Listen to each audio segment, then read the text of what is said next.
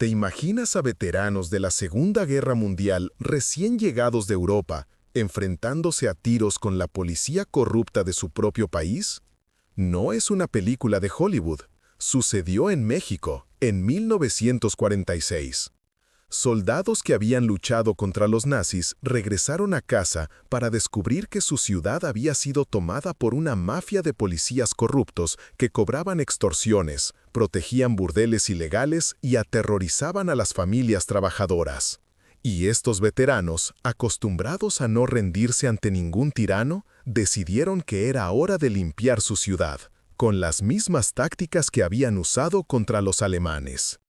Esta es la historia de cómo un grupo de exsoldados mexicanos del Escuadrón 201 transformó una tranquila ciudad en un campo de batalla urbano, y cómo una guerra que debería haber terminado en Europa continuó en las calles polvorientas de México.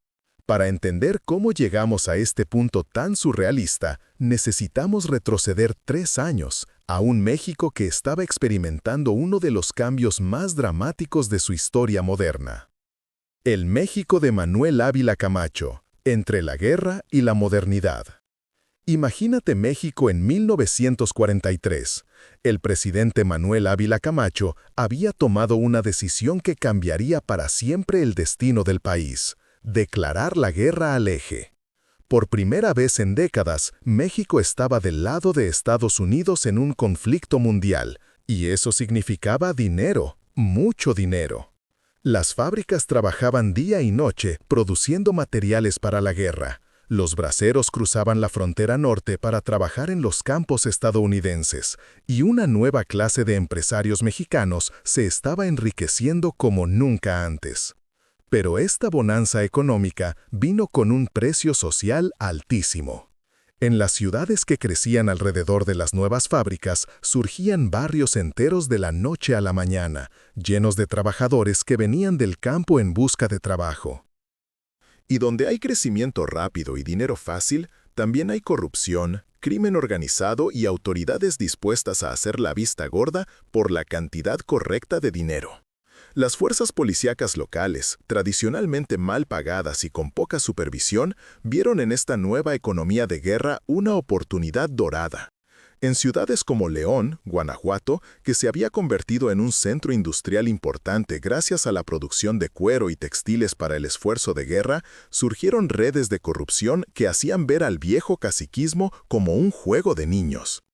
El jefe de policía de León, Arnulfo González, había convertido a sus oficiales en una especie de mafia uniformada. Cobraba cuotas de protección a los comerciantes, extorsionaba a los nuevos industriales y habían establecido un sistema de licencias ilegales para cantinas, casas de juego y burdeles que operaban fuera de la ley. Cualquiera que se quejara o se negara a pagar simplemente desaparecía o aparecía golpeado en una cuneta. Pero lo más indignante de todo era que mientras estos policías se enriquecían, las familias de los soldados que luchaban en el frente europeo vivían en la miseria. Las esposas de los veteranos del Escuadrón 201 recibían pensiones ridículas que apenas alcanzaban para comer, y cuando iban a las oficinas gubernamentales a pedir ayuda, los burócratas corruptos les exigían sobornos que no podían pagar. Y hablando del Escuadrón 201, necesitamos entender quiénes eran estos hombres que estaban a punto de regresar a casa con una experiencia que los había cambiado para siempre. El Escuadrón 201 era la unidad aérea mexicana que había participado directamente en la Guerra del Pacífico. Estos no eran soldados de escritorio, eran pilotos de caza que habían volado misiones de combate en Filipinas, que habían visto de cerca los horrores de la guerra y que habían aprendido tácticas militares modernas entrenando junto a las fuerzas estadounidenses. Habían salido de México como muchachos patrióticos y regresaban como veteranos endurecidos por el combate, acostumbrados a la disciplina militar y, lo más importante, convencidos de que habían luchado por la justicia y la libertad. Cuando estos veteranos comenzaron a regresar a México a finales de 1945 y principios de 1946, se encontraron con un país que apenas reconocían. La economía estaba floreciendo, sí, pero la corrupción había echado raíces tan profundas que parecía imposible de erradicar. El regreso de los héroes, la desilusión se convierte en rabia. Imagínate ser el teniente coronel Ricardo Alatorre. Has pasado 2 años volando misiones de combate sobre las selvas de Filipinas, has visto caer a compañeros, has arriesgado tu vida defendiendo los ideales democráticos y regresas a tu ciudad natal de León esperando el reconocimiento de un héroe. Pero cuando llegas, descubres que tu esposa ha estado siendo extorsionada por la policía local, que tu pequeño negocio familiar fue cerrado porque te negaste a pagar sobornos antes de partir, y que los mismos hombres que deberían proteger a tu comunidad son los que la están saqueando. Esto no es ficción. Esto es exactamente lo que le pasó a Ricardo Alatorre cuando regresó a León en febrero de 1946. Y no era el único. Uno por uno, los veteranos del Escuadrón 201 que regresaban a León se encontraban con la misma realidad amarga. Sus familias habían sido víctimas de la corrupción policíaca mientras ellos luchaban por su país. El capitán Miguel Hernández descubrió que su hermano menor había sido arrestado bajo cargos falsos y golpeado en los separos porque su familia no pudo pagar la mordida que les pedía el comandante local. El teniente José Morales regresó para enterarse de que su padre, que tenía una pequeña cantina, había sido obligado a vender su negocio por una fracción de su valor después de que la policía le pusiera multas inventadas cada semana. Pero el caso que más indignaría a los veteranos fue el de la familia Contreras. Mientras el sargento primero Antonio Contreras luchaba en el Pacífico, su esposa María había tratado de mantener abierta la pequeña tienda de abarrotes de la familia. Cada mes, el oficial Rodolfo Sánchez llegaba a cobrar su cuota de protección. Cuando María finalmente se negó a pagar, Sánchez y otros 2 policías destrozaron la tienda. Golpearon a María delante de sus hijos pequeños y la amenazaron con violar a su hija adolescente si no conseguía el dinero. Cuando Antonio Contreras se enteró de esto, algo se rompió en él. Este hombre había sobrevivido a ataques aéreos japoneses, había visto ciudades enteras reducidas a escombros, había aprendido que a veces la única respuesta a la tiranía es la fuerza. Y ahora se daba cuenta de que mientras él luchaba contra los fascistas en el extranjero, los fascistas locales habían tomado control de su propia ciudad. Los veteranos comenzaron a reunirse informalmente en la casa de Ricardo Alatorre. Al principio era solo para desahogarse, para compartir sus experiencias de guerra y sus frustraciones con la situación en casa. Pero pronto, estas reuniones se volvieron algo más, sesiones de planificación. Estos hombres habían aprendido tácticas de guerra urbana, sabían cómo organizar operaciones de reconocimiento, cómo establecer comunicaciones seguras, cómo coordinar ataques simultáneos. Habían visto lo que podía lograr un pequeño grupo de hombres bien organizado y decidido, y lentamente comenzó a formarse una idea que habría parecido imposible unos meses antes. ¿Y si aplicaran sus habilidades militares para limpiar su propia ciudad? La chispa que enciende la guerra, el incidente del Café Central. La tensión había estado acumulándose durante meses, pero fue un incidente aparentemente menor el que finalmente encendió la mecha. Era un sábado por la tarde de mayo de 1946, y varios veteranos estaban reunidos en el Café Central, un pequeño establecimiento en el centro de León donde se juntaban para jugar dominó y recordar los viejos tiempos. Alrededor de las 4 de la tarde, 3 policías entraron al café. El comandante Rodolfo Sánchez, el mismo que había golpeado a María Contreras, el oficial Ramón Torres y un novato cuyo nombre la historia no registra. Venían, según dijeron, a revisar la documentación del establecimiento, pero todos sabían que en realidad venían a cobrar su cuota semanal. El dueño del café, don Aurelio Mendoza, un anciano que había apoyado a las familias de los veteranos durante la guerra, se acercó nervioso con un sobre que contenía los 50 pesos que le cobraban cada semana. Pero esta vez, Sánchez lo rechazó con desprecio. «Ya no son 50, viejo, ahora son 200. La plaza se ha puesto cara». Don Aurelio palideció. 200 pesos era más de lo que ganaba en todo un mes. Comandante, por favor, no tengo tanto dinero. Con 50 pesos ya apenas puedo mantener abierto el negocio. La respuesta de Sánchez fue sacar su pistola y ponerla sobre la mesa donde estaban jugando dominó los veteranos. Pues si no tienes para la cuota, a lo mejor tus clientes te pueden ayudar. Estos señores que tanto presumen de haber estado en la guerra, seguramente tienen dinero para ayudar a un veterano como don Aurelio. El silencio en el café se volvió tenso. Los veteranos se miraron entre sí. Ricardo Alatorre, que había estado jugando dominó en silencio, levantó lentamente la mirada. «Comandante», le dijo con una voz peligrosamente calmada, «don Aurelio ya le paga su cuota. No creo que sea necesario aumentarla». Sánchez se rió con desprecio. «¿Y tú qué tienes que decir al respecto, pilotito?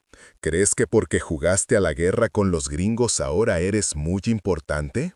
«No jugué a la guerra», respondió Alatorre, poniéndose de pie lentamente. «Hice la guerra. Y la hice precisamente contra gente como tú». Lo que pasó después fue rápido y brutal. Sánchez trató de agarrar su pistola, pero Antonio Contreras, que había estado sentado a su espalda, le quebró la muñeca de un golpe antes de que pudiera levantarla.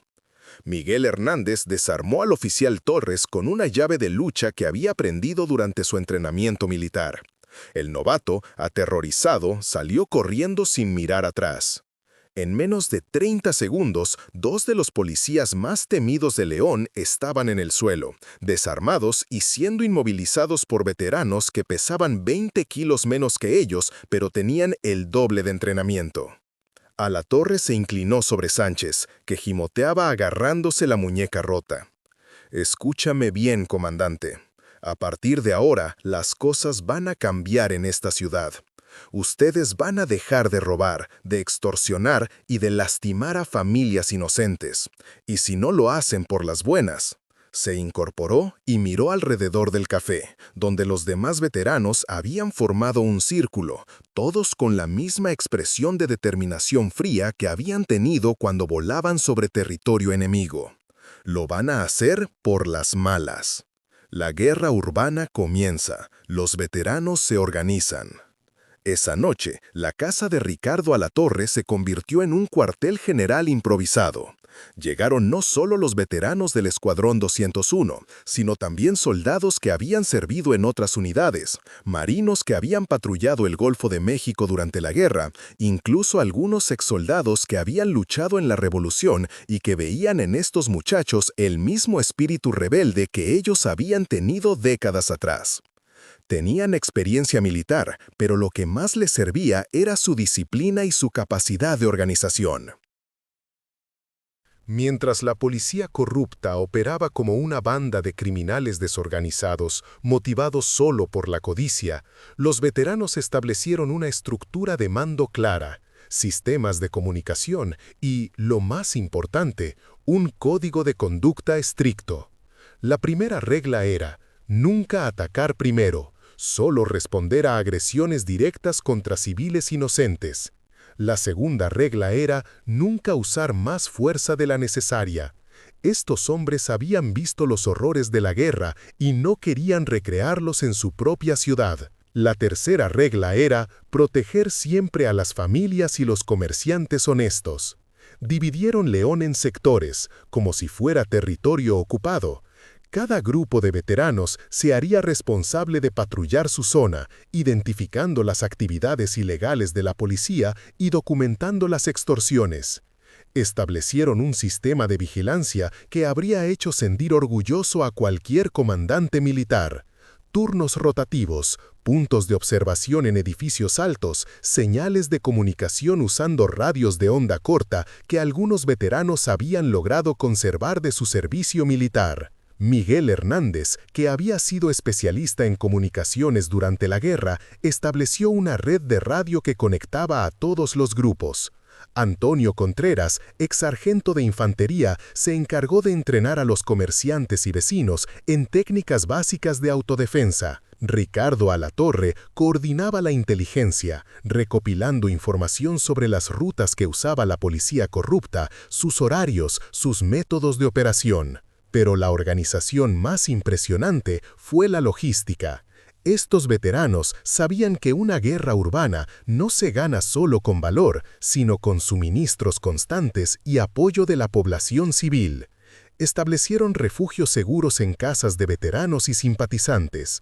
Crearon un fondo común para ayudar a las familias que eran víctimas de extorsiones policíacas. Incluso establecieron un sistema de inteligencia civil donde comerciantes, amas de casa y trabajadores reportaban actividades sospechosas de la policía. La respuesta del jefe de policía Arnulfo González fue tan predecible como ineficaz. Aumentó las patrullas, ordenó arrestos masivos de alborotadores y comenzó a presionar a las autoridades estatales para que enviaran refuerzos. Pero González no entendía con quién se estaba enfrentando. Estos no eran criminales comunes o manifestantes desorganizados. Eran soldados veteranos que habían aprendido tácticas de guerra urbana luchando contra uno de los ejércitos más disciplinados del mundo. La primera operación militar de los veteranos fue casi cómica en su eficacia. Un grupo de 5 policías había establecido un retén ilegal en la entrada de la ciudad donde paraban a todos los camiones de carga para cobrarles una cuota de paso. Era extorsión pura y simple, pero las autoridades estatales hacían la vista gorda porque también recibían su parte. Los veteranos observaron el retén durante 3 días, documentando horarios, rutinas, armamento. Entonces, una madrugada de junio, 5 ex soldados se acercaron al retén desde 5 direcciones diferentes, moviéndose con la precisión de una operación militar perfectamente coordinada. Usaron las mismas tácticas que habían usado contra las posiciones japonesas en Filipinas: diversión, flanqueo y neutralización rápida. Mientras 2 veteranos se acercaban frontalmente fingiendo ser camioneros, los otros 3 rodearon la posición desde los flancos. En menos de 10 minutos, los 5 policías estaban desarmados, amarrados y abandonados en calzoncillos en el retén, con un letrero que decía: «Estos criminales uniformados robaban a trabajadores honestos. Los ciudadanos de León ya no lo vamos a permitir». La escalada, cuando la guerra se vuelve personal. La humillación del retén fue la gota que derramó el vaso para el jefe González. Hasta ese momento, había tratado a los veteranos como un problema menor, algo que podía resolver con intimidación y arrestos selectivos. Pero ahora se daba cuenta de que estaba enfrentando una insurgencia real, organizada y efectiva. Su respuesta fue tan brutal como estúpida. La noche siguiente, ordenó una redada masiva en el barrio donde vivían la mayoría de los veteranos. Pero en lugar de arrestar a los hombres, que eran demasiado peligrosos, decidió enviar un mensaje atacando a sus familias. 20 policías irrumpieron en las casas de los veteranos, supuestamente buscando armas ilegales y materiales subversivos. Golpearon a esposas e hijos, destrozaron muebles, robaron dinero y joyas y arrestaron a 3 mujeres bajo cargos inventados de complicidad con elementos subversivos. Entre las arrestadas estaba María Contreras, la esposa del sargento Antonio, la misma mujer que ya había sido golpeada una vez por negarse a pagar extorsiones. Cuando los veteranos se enteraron de lo que había pasado, algo cambió en ellos. Ya no se trataba de proteger a su comunidad, ahora era personal. Antonio Contreras llegó a la casa de Alatorre con los ojos rojos de rabia. «Ricardo, ya no podemos seguir jugando a ser caballeros. Estos hijos de la chingada atacaron a nuestras familias. Es hora de enseñarles lo que aprendimos en la guerra de verdad». Esa noche, los veteranos tomaron una decisión que cambiaría para siempre la naturaleza del conflicto. Si la policía quería una guerra real, la iban a tener. La primera operación de represalia fue contra la casa del oficial Ramón Torres, uno de los que había participado en las redadas contra las familias. Los veteranos no lo atacaron directamente, eso habría sido demasiado fácil. En lugar de eso, aplicaron tácticas de guerra psicológica que habían aprendido estudiando las operaciones de comando aliadas durante la guerra. Durante una semana completa, Torres vivió un infierno de paranoia. Sus llantas aparecían ponchadas cada mañana. Su uniforme desaparecía de los tendederos y aparecía colgado en el poste de luz frente a su casa, con agujeros de bala que formaban la palabra ladrón. Sus ventanas se rompían con piedras envueltas en mensajes que decían cosas como: «Los cobardes que atacan mujeres y niños no merecen dormir tranquilos» y «Un veterano siempre paga sus deudas». Pero la operación más brillante fue cuando los veteranos descubrieron que Torres tenía una amante secreta en un barrio del otro lado de la ciudad, a la que visitaba todos los jueves por la noche, diciéndole a su esposa que tenía patrulla nocturna. Los veteranos siguieron a Torres, tomaron fotografías de él entrando y saliendo de la casa, y luego enviaron las fotos a su esposa junto con una nota que decía: «Su esposo no solo es un ladrón y un cobarde, también es un mentiroso. Las mujeres honestas de León merecen saberlo». El matrimonio de Torres se vino abajo en una semana. Su esposa lo echó de la casa, sus hijos dejaron de hablarle y sus vecinos comenzaron a verlo como lo que era, un hipócrita que destruía familias mientras destruía la suya. Pero la operación que realmente demostró el nivel de sofisticación de los veteranos fue la operación Libro de Cuentas. Miguel Hernández había descubierto que el jefe González llevaba registros meticulosos de todos los sobornos que cobraba, cuánto le daba a cada oficial, cuánto se quedaba él, incluso cuánto enviaba a políticos estatales para comprar su silencio. Era un contador compulsivo, y su obsesión por llevar registros exactos resultaría ser su perdición. Los veteranos pasaron 2 semanas estudiando la rutina de González. Descubrieron que todos los viernes por la noche, después de repartir el dinero de la semana entre sus subordinados, González se iba a su cantina favorita a celebrar. Siempre se emborrachaba, siempre dejaba su portafolio en el carro y siempre estacionaba en el mismo lugar. Una noche de julio, mientras González bebía tequila y presumía de su riqueza, los veteranos entraron a su automóvil con la misma eficiencia con que habían entrado a las posiciones enemigas en Filipinas. En menos de 5 minutos habían fotografiado cada página del libro de cuentas y lo habían regresado a su lugar sin que González se diera cuenta de nada. Al día siguiente, copias fotostáticas del libro aparecieron pegadas en postes por toda la ciudad. Los nombres de todos los políticos corruptos, las cantidades exactas que recibían, las fechas de los pagos, todo estaba ahí documentado con la precisión obsesiva del propio González. El escándalo fue inmediato y devastador. Los periódicos estatales, que hasta entonces habían ignorado la situación en León, no pudieron hacer la vista gorda ante evidencia tan contundente. Las autoridades federales enviaron inspectores. Algunos políticos comenzaron a tomar distancia de González, negando haber recibido dinero a pesar de que sus nombres aparecían claramente en los registros. Pero González, en lugar de rendirse o tratar de negociar, tomó la peor decisión posible.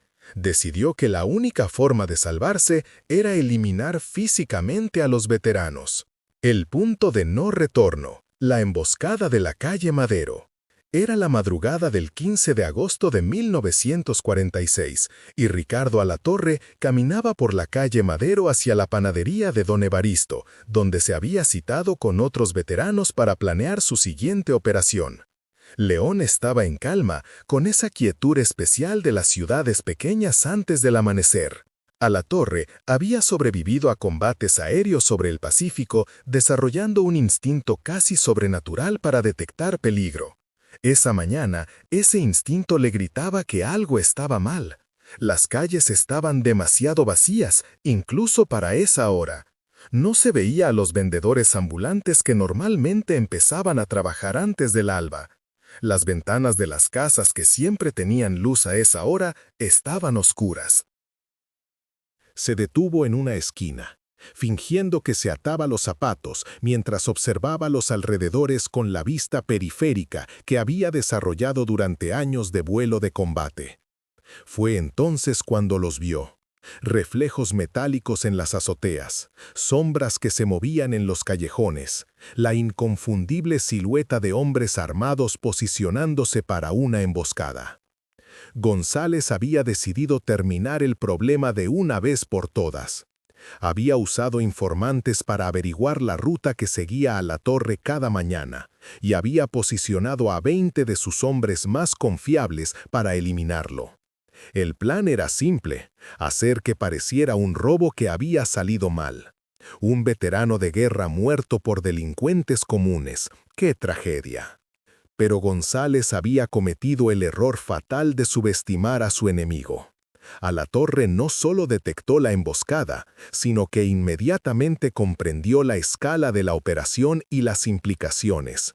Si González estaba dispuesto a asesinarlo a sangre fría, eso significaba que la corrupción había llegado a un nivel donde ya no había reglas.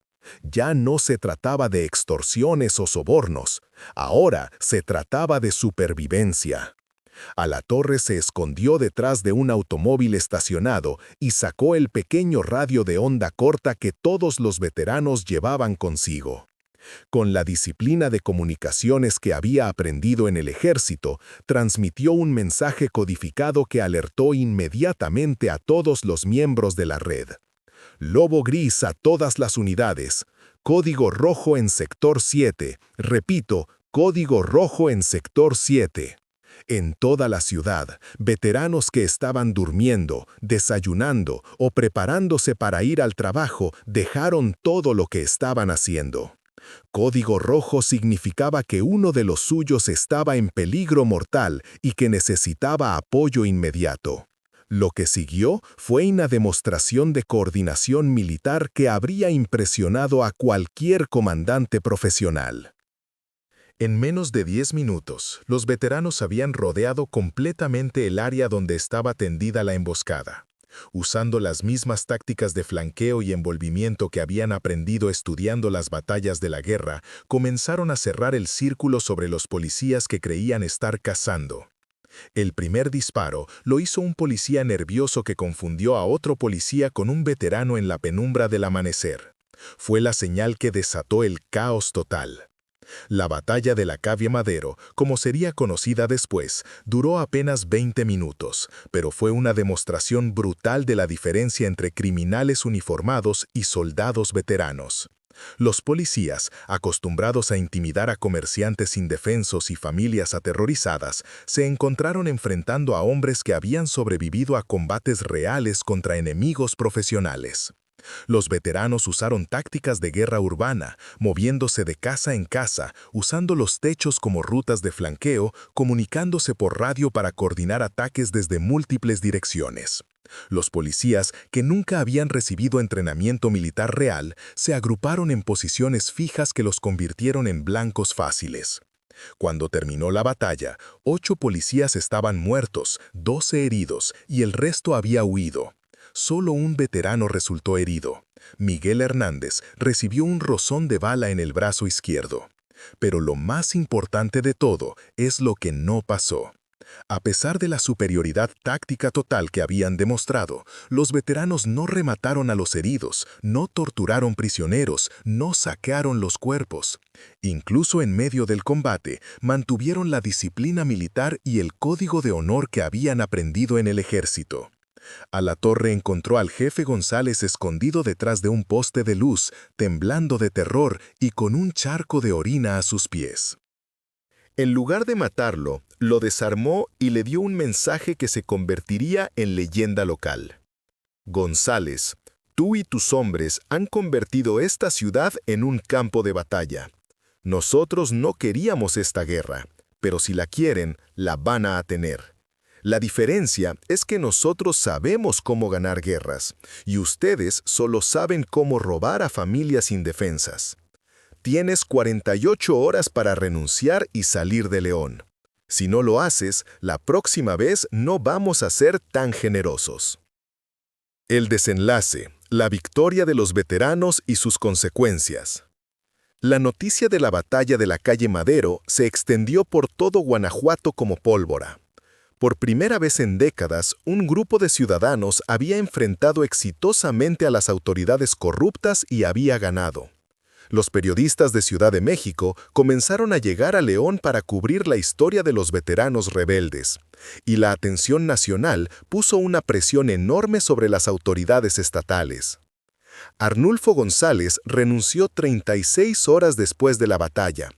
En su carta de renuncia, que fue publicada en todos los periódicos locales, afirmó que elementos subversivos habían convertido a León en un campo de batalla, y que él no podía garantizar el orden público. No mencionó, por supuesto, que esos elementos subversivos eran veteranos de guerra que habían decidido aplicar en su propia ciudad las mismas tácticas que habían usado para defender la democracia en el extranjero. El gobernador de Guanajuato, presionado por la atención nacional y la evidencia abrumadora de corrupción que los veteranos habían documentado, no tuvo más opción que actuar. Envió a una comisión especial para investigar las denuncias y los resultados fueron tan devastadores que varios políticos estatales también tuvieron que renunciar. Pero la victoria más importante de los veteranos no fue política, sino social. En los meses que siguieron a la batalla, León se transformó en una de las ciudades más seguras de México.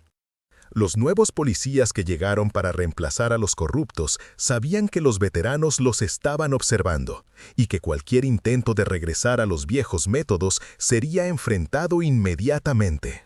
Los comerciantes ya no tenían que pagar extorsiones. Las familias podían caminar por las calles sin temor a ser asaltadas por criminales uniformados. Los burdeles ilegales y las casas de juego que había protegido González cerraron uno tras otro cuando perdieron su protección oficial.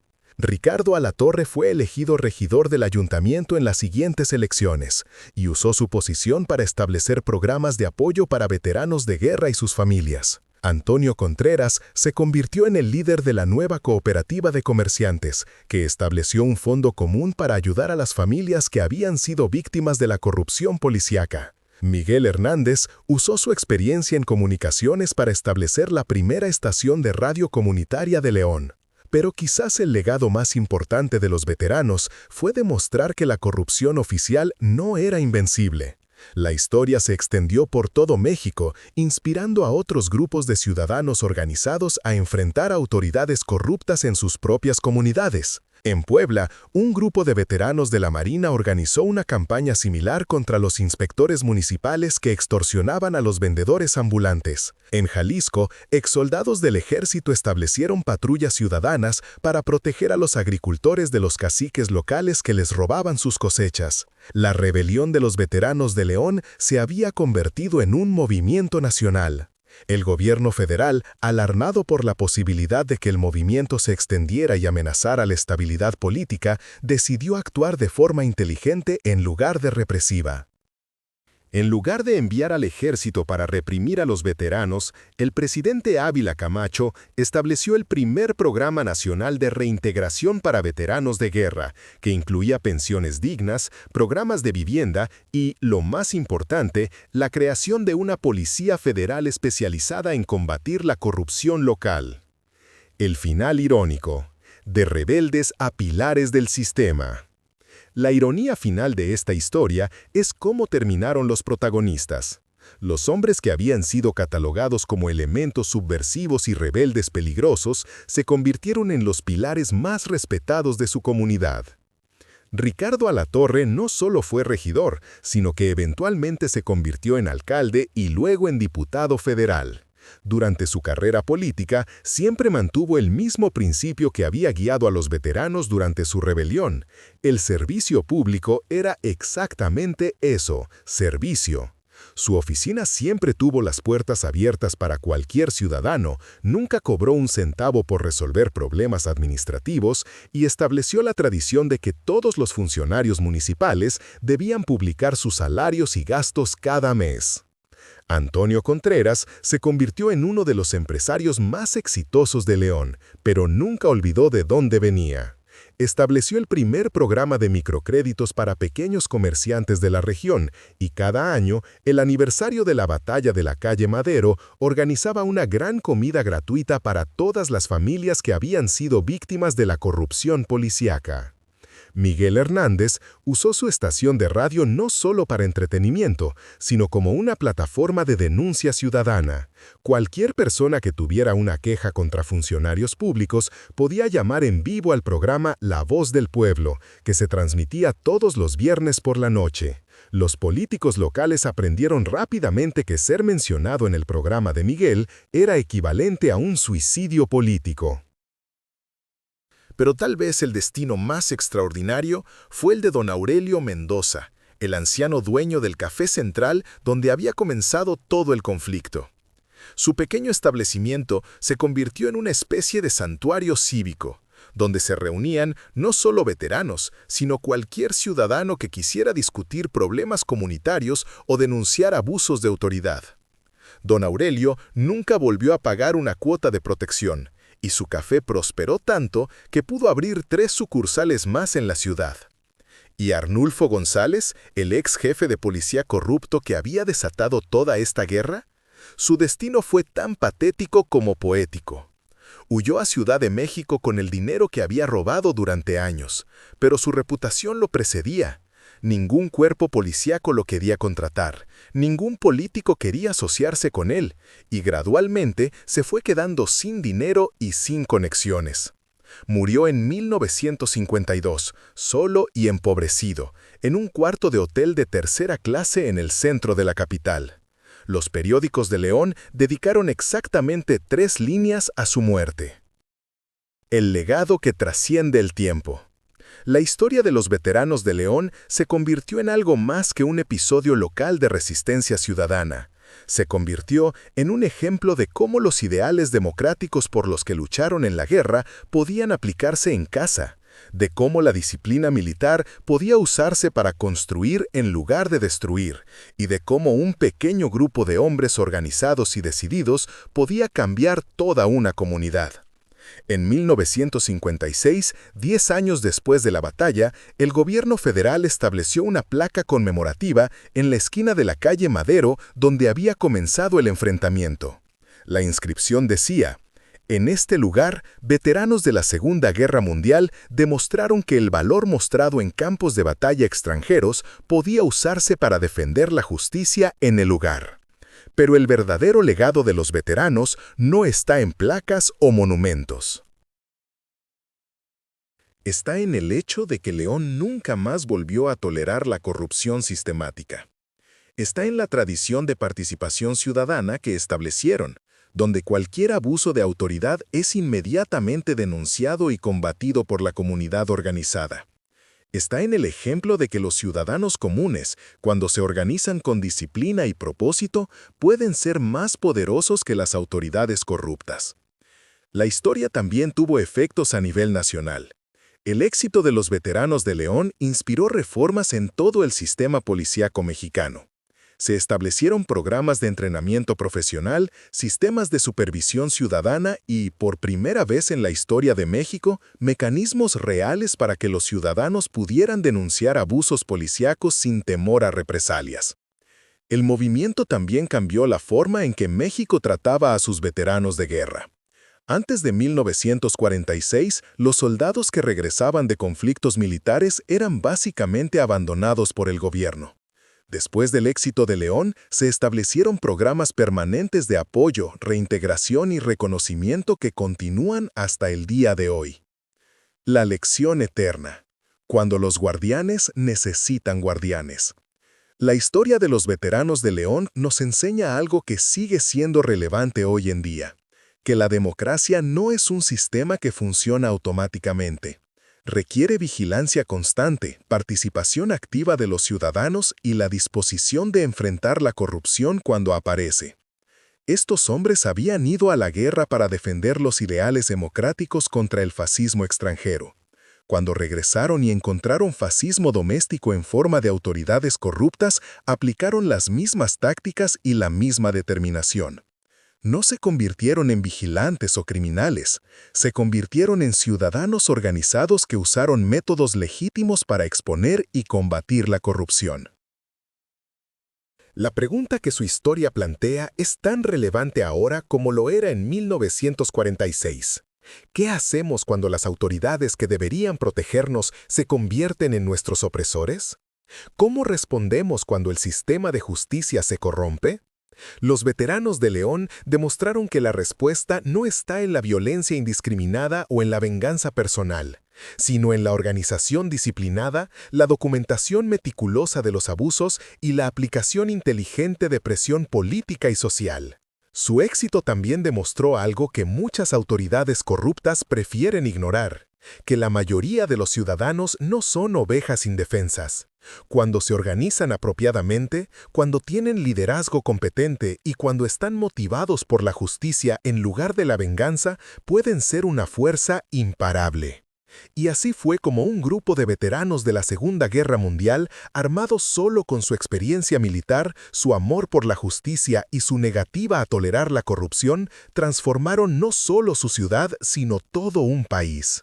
Su historia nos recuerda que los héroes no siempre usan uniformes oficiales, que las batallas más importantes a veces se pelean en las calles de nuestras propias ciudades y que el precio de la libertad es, efectivamente, la vigilancia eterna. Pero dime tú, ¿conocías esta increíble historia de cómo veteranos mexicanos aplicaron tácticas de guerra para limpiar la corrupción en su ciudad? ¿Qué otras historias fascinantes y olvidadas de México te gustaría descubrir? Déjala en los comentarios, y si te gustan las historias que te hacen preguntar ¿de verdad esto pasó? No olvides darle like y suscribirte, porque hay muchas más historias increíbles de México esperando a ser contadas.